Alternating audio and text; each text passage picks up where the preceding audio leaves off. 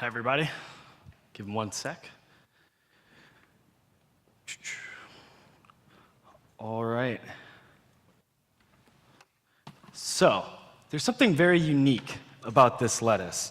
And it's not the fact that it was grown indoors using LED lighting. It's not the fact that it's pesticide-free. You don't have to wash it before you eat it. It's not even the fact that it was grown hydroponically, which means that it can be transported while it's still alive, and it uses less than 1/10 of the water of regular agriculture. No, what's unique about this lettuce is that anyone here could go out and grow an identical copy, because this lettuce is saved to an open source platform.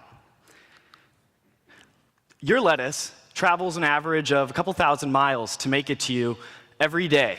It rushes here in a very complicated food system that, in the end, actually produces quite a lot of waste. We right now have enough food to feed 10 billion people. The problem is that 1/3 of it never makes it to anyone's mouths. Food waste is a huge problem. Not only does all this food not make it to the people who really need it, but there's adverse side effects as well. It's damaging our environment. Our environment can't take the continued emissions of our food system. Right now, our food system produces over 1/3 of the global greenhouse gases. These gases are the exact same ones that are causing temperatures to rise and drought to increase all throughout the world. On the other side of the world, from California, where these droughts are happening, we see problems with the Great Barrier Reef. Coral coverage has been reduced from 50% in the 1950s to less than 15% in 2008. The barrier reef has pretty much been declared dead. This is due to nitrogen runoff from Australia, Singapore, and other Eastern Asian countries as well. In India, we're already seeing the effects of drought. Farmer suicides are up 40% over last year. The reason for these suicides? Failed crops, bankruptcy, debt, inability to feed their families. This isn't going to get better by itself. We have to do something. So, what can we do? Well, as the temperatures continue to rise, our population is also continuing to grow.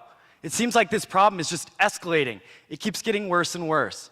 By 2050, we're supposed to see a 1/3 increase in our population to almost 10 billion people. 80% of those people are going to be living in cities. Right now in Africa, 41% of the population is under the age of 15. All of these huge demographical shifts, shifts in climate, shifts in nutrition, diet, what we want to eat, it's creating a revolution. It's creating an agricultural revolution. But right now, nobody's really involved in it. Less than 2% of the United States is involved in agriculture. The average age of a farmer in the United States is 58 years old. There's less than 5% of farmers who are under the age of 35 right now in the United States. It's a dying breed. So, what if I told you there was a way we could grow food that didn't have any agricultural runoff? We could grow all year round, regardless of a desert or it being freezing cold outside, and then we could harvest that food, transport it anywhere we wanted it while it was still alive, and then eat that food and have it be healthier, safer for us, and more nutritious. Well, this isn't science fiction. This is where we are. This is reality. The technology exists. The problem right now is there's 2 problems right now.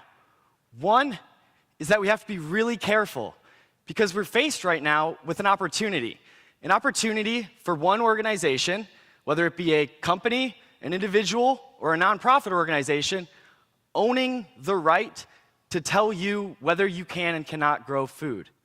This is a very, very dangerous, slippery slope that we're going down, and I think something needs to be done about it. That something is engaging the youth. It's putting the power back in the hands of the generations who are going to have to live with these problems and hopefully can develop ways to feed them in generations to come. So how do we interact with the youth? How does Facebook relate to farms? Well, one of the most popular games that ever was on Facebook is actually called Farmville. So, what's Farmville have to do with a vertical farm? What this is it's a platform. Farmville wasn't popular because it had amazing graphics. It wasn't popular because the plot line was so sick. No, it was popular because it was social. Because when I had a bountiful harvest, I got to tell my friends. That's what made Farmville popular. So how do we take Farmville and make that real? I grew up homeschooled. I didn't have a huge network of friends. I got really involved with online gaming platforms. RuneScape was the game I chose. Doesn't matter, though, whether it's Farmville, Clash of Clans, World of Warcraft, Minecraft. Doesn't matter. These platforms empower youth to do cool stuff. By age 11, I had developed a clan of over 100 people. I had forums we would collaborate on. It was pretty crazy. We'd gather up and go to war against other clans. What's my point with all of this? I was 11, and I was leading 30-year-olds in their basement. I was empowered by a platform to make change and to work with others and collaborate. All naturally, it just happened. It was fun to me, actually. So, then I wanted to take that platform and figure out how could I make that real? What's the real version of Farmville? So I started developing indoor grow boxes. These are boxes that filled my bedroom for quite some time, and I grew lettuce, peppers, tomatoes, you name it. These lights, I didn't know what I was doing when I got started. I had no idea what hydroponics meant. I didn't know what watts, amps, volts, none of that. I had to learn it all, so I went with what I knew. I found collaborative forums. I went on YouTube. I started watching educational YouTube videos. I found videos that would teach me for hours and hours and hours how to wire up electric LED lights. I learned how to do calculations to figure out just how many lights I needed, all just by searching on YouTube. It was all free, accessible, because of a platform. Another platform I discovered was when I tried to make my boxes climate controlled. And what I mean by this is keeping the temperature, the humidity, the CO2, the oxygen, everything that makes up this climate that we're in, and controlling that. And remembering how I did that, and then being able to share that recipe with other people as well. To do that, I needed a controller, which led me to open source hardware. Now, with the example of the guy in the lights who had the YouTube videos, he actually went so far as to develop kits where you could go out and buy the bulb and buy the screws and buy everything you needed to build his lights. Well, these companies, Arduino, Raspberry Pi, there's a whole litany of them, did very similar things with their hardware. I could take a temperature sensor, plug it in, go on my computer, write a few lines of code, download someone else's, and boom, I had a working thermostat on my box. With some help from my dad, too.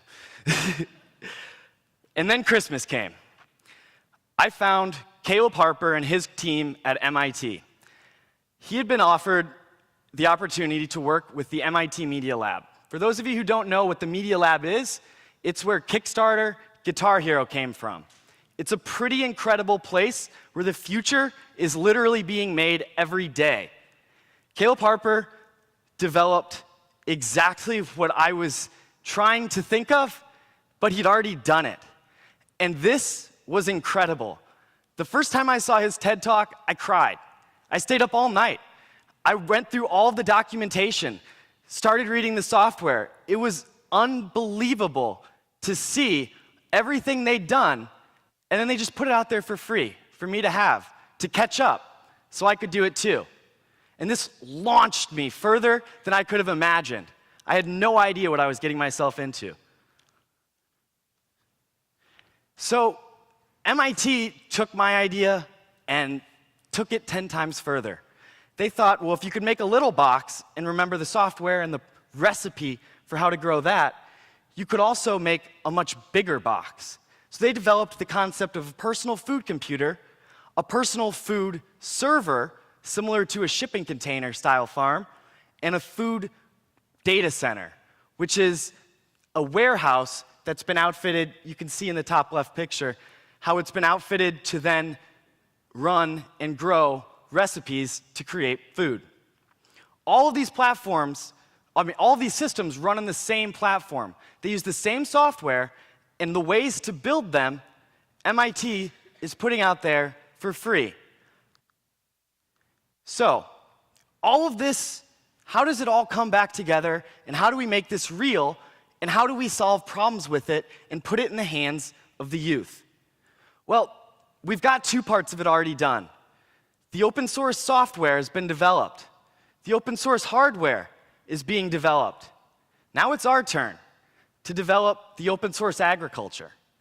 What I mean by that is developing a Wikipedia of the way to grow every single plant, creating a database with the recipe for every climate, every hydroponic nutrient recipe, for every plant and every thing you could ever want to grow.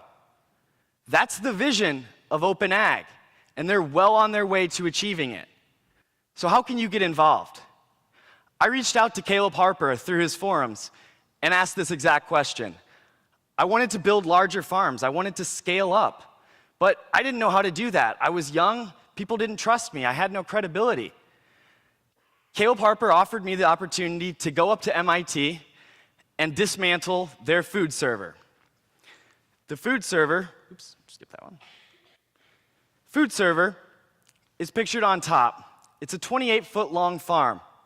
Right now, I'm working with SLU, and the hope is that this farm will reside here on campus. I hope to bring this and many other forms of open agriculture technology to St. Louis.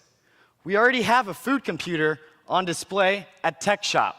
This is a group in St. Louis, a vertical farming startup company called Urban Space Farms, who I've been collaborating with because I found them on the MIT forums about 6 months ago, and I'm able to now continue to work with them. And as I build larger projects, they can continue to help me, and I can help them develop their business as well. So, where does this all end? It ends with us here in St. Louis needing to think through what we, as a local community, really need. How can we use this to solve problems like food deserts?